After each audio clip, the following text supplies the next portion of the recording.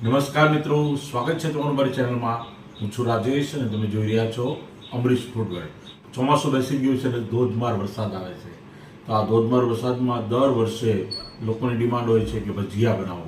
તો આપણે આજે બનાવ્યા છીએ ભરેલા મરચાંના ભજીયા અને સાથે થોડા કેળાના ભજીયા પણ બનાવ્યા છે।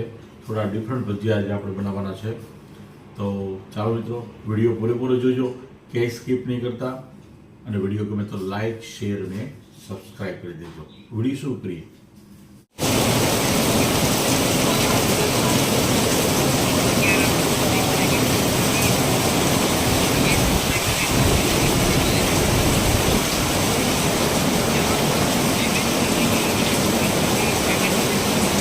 આવો ધોધમાર વરસાદ હોય, સ્નેહીજનનો સાથ હોય, સાંજનો સમય હોય અને ત્યારે ગુજરાતી જીવ હોય ને એને ગરમ ગરમ ભજીયા અને સાથે ગરમ ગરમ ચા પીવાનું મન થાય।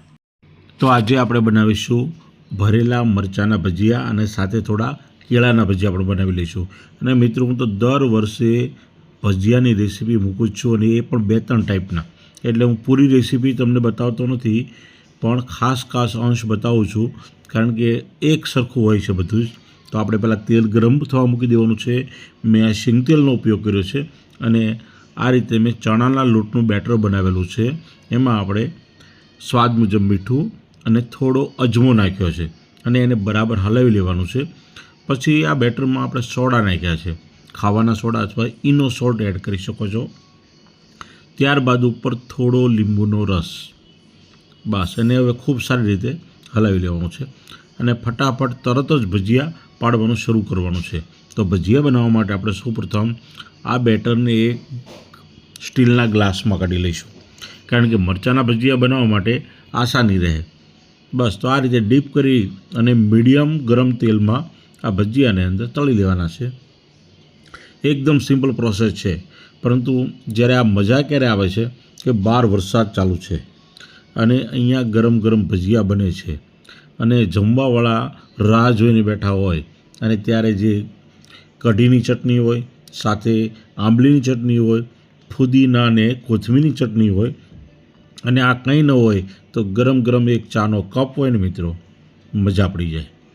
તો આ રીતે આપણે મરચાંના ભજીયા બનાવી લીધા અને હવે થોડા કેળાના ભજીયા પણ બનાવી લઈએ। કેળાના ભજીયા હોય ને તો બાળકોને ખૂબ મજા આવે। તો આપણે ફટાફટ કેળાના પણ આ રીતે ભજીયા પાડી દેવાના છે। અને મિત્રો, આ રીતે આપણે ભજીયા ઘરે બનાવીએ ને તો જ ખરેખર સારું રહેશે, કારણ કે અત્યારે વરસાદ પડતો હોય ને આપણે પાછા ભજીયા ગોતવા માટે ગામમાં જઈએ, ભજીયાની દુકાને ગળદી હોય, થેલી લઈને લાઇનમાં ઊભું રહેવું પડે, વારો આવે ત્યાં વરસાદ પણ જતો રહે ને આપણો ભજીયા ખાવાનો મૂડ પણ જતો રહે। તો આપણે મૂડને જવા નથી દેવો, ઘરે જ બનાવી લો। મારી ઘણી બધી રેસીપી છે, અનેક પ્રકારના ભજીયા અમે બનાવેલા છે। મારી ચેનલ અમરીશ ફૂડ વર્લ્ડને સર્ચ કરો, યુટ્યુબ, ફેસબુક અને ઇન્સ્ટાગ્રામમાં તમને મારા બધા જ વિડીયો મળી જશે। અને આ રીતે આપણે જો ભજીયાનો મસાલો કેટલો સરસ છે અને આને વિવિધ પ્રકારની ચટણી સાથે તમે સર્વ કરો અને કોરા ભજીયા ખાઓ ને, જો વાહ, જો ધોવાળા નીકળતા કેળાના ભજીયા બનીને તૈયાર થઈ ગયા છે મિત્રો। તો આવી જ રીતે તમે મારી ચેનલને લાઇક, શેર, સબસ્ક્રાઈબ કરો, ફેસબુકમાં ફોલો કરો। મળતા રહીશું નવા વિડીયો સાથે। જય હિન્દ, જય ગરવી ગુજરાત।